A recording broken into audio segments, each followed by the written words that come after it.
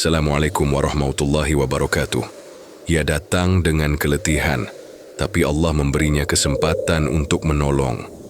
Dan dari pertolongan itu terbuka satu pintu rezeki, satu jalan takdir baru.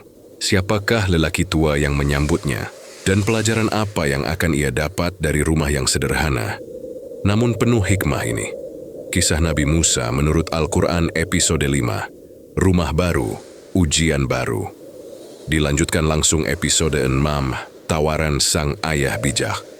Simak kelanjutannya, hanya di channel ini. Legenda dan mitos Islam, klik like, subscribe, dan nyalakan loncengnya. Karena setiap episode membawa kita lebih dekat kepada cahaya kebenaran.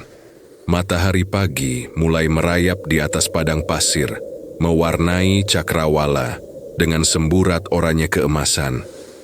Musa muda melangkah perlahan, tubuhnya letih, namun wajahnya memancarkan keteguhan hati.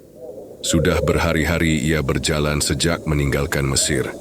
Tanpa arah pasti, tanpa bekal berlimpah, hanya doa yang terus terlantun di hatinya. Ya Tuhanku, sungguh aku sangat memerlukan kebaikan apapun yang Engkau turunkan kepadaku. Quran Surat Al-Qasas ayat 24. Di kejauhan, ia melihat bayangan pohon-pohon kurma yang menaungi sebuah sumur besar. Ia mempercepat langkahnya, dan setibanya di sana terlihat beberapa penggembala laki-laki berebut menimba air, sementara dua wanita berdiri di kejauhan, memegang tali kendali kawanan domba mereka. Ia mengamati dengan rasa ingin tahu dan sedikit iba. Kedua wanita itu tampak lelah, namun tidak berani mendekat.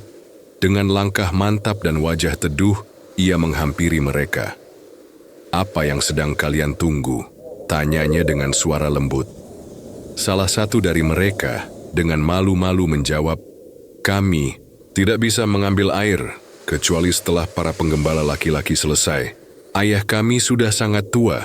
Hati pria muda itu tersentuh. Ia tidak menunggu lebih lama. Dengan sigap, ia menghampiri sumur, menyingsingkan lengan jubahnya, dan mulai menimba air. Para penggembala lain tertegun.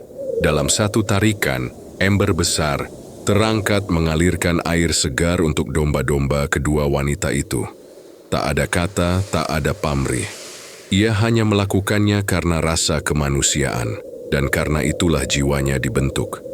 Setelah urusan selesai, kedua wanita itu pergi meninggalkan sumur dengan tatapan kagum, dan pria itu pun kembali bersandar di bawah pohon kurma. Diam berdoa dalam hati. Namun, tak berselang lama, langkah kaki mendekat. Salah satu wanita tadi kembali menghampirinya, kali ini dengan pesan dari ayah mereka. "Ayah kami ingin bertemu denganmu dan membalas kebaikanmu." Maka berangkatlah ia menuju sebuah rumah sederhana, namun teduh di lembah Madian. Di sana, ia berhadapan dengan sosok lelaki tua berhikmah, bijaksana, tenang, dan penuh wibawa. Lelaki itu menatap pemuda di hadapannya dengan tajam, seolah menembus kisah hidupnya. "Engkau tampak bukan orang biasa. Apa yang membawamu ke negeri ini, wahai pemuda?" Dan untuk pertama kalinya sejak pelariannya, Musa muda pun menceritakan segalanya. Kehidupannya di istana, peristiwa di pasar Mesir, pengkhianatan, dan pelariannya yang penuh luka. Lelaki tua itu terdiam lama, lalu berkata dengan bijak, "Tenanglah, engkau telah selamat dari kaum yang zalim. Di sini, engkau aman." Namun hidup tidak berhenti di titik aman. Ujian yang lebih besar baru akan dimulai. Kita lanjutkan untuk episode 6, Tawaran Sang Ayah Bijak. Hari-hari berlalu sejak kedatangan Musa muda itu di rumah keluarga sederhana di negeri Madian. Ia tinggal di sana sebagai tamu, namun juga ikut membantu mengurus ternak dan memperbaiki pagar kayu yang telah lapuk. Hatinya yang dulu dikejar rasa takut dan bersalah, kini perlahan tenang. Untuk pertama kalinya sejak meninggalkan Mesir, ia merasakan kembali makna rumah. Di suatu sore yang tenang, saat matahari mulai condong dan lembah, diterpa angin sejuk dari pegunungan, sang ayah dari dua perempuan itu memanggilnya untuk berbincang lebih serius.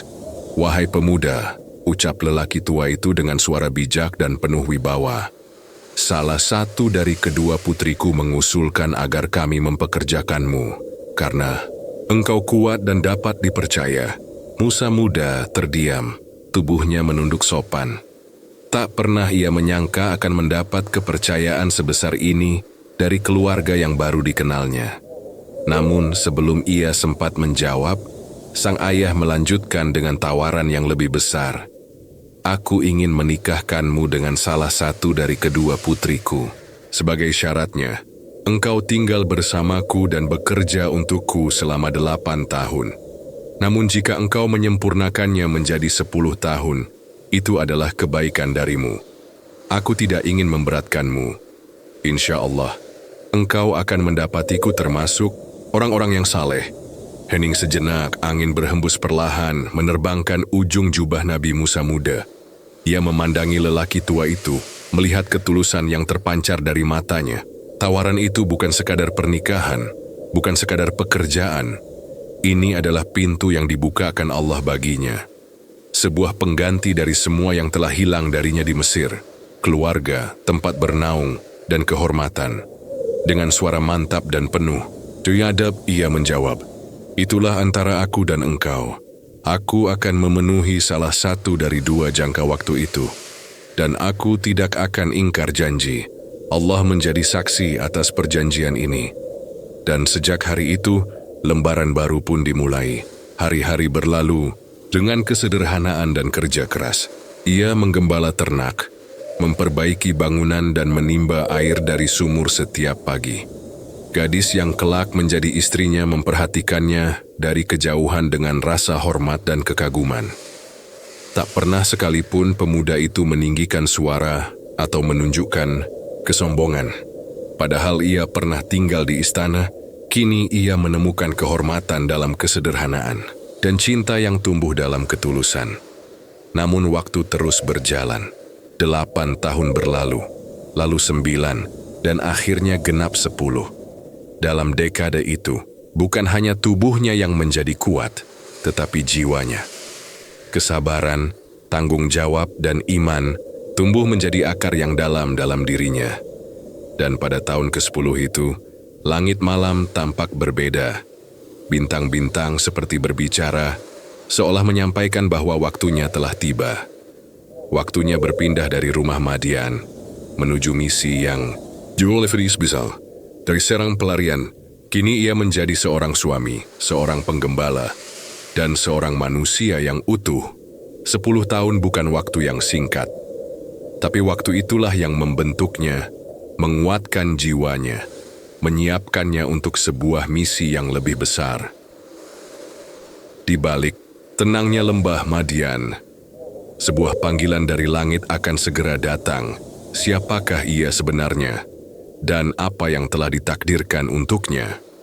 Temukan jawabannya dalam episode 7 Cahaya dari Lembah Suci. Klik like, subscribe, dan nyalakan loncengnya, karena ini bukan hanya cerita, ini adalah pelajaran kehidupan yang abadi. Wassalamualaikum warahmatullahi wabarakatuh.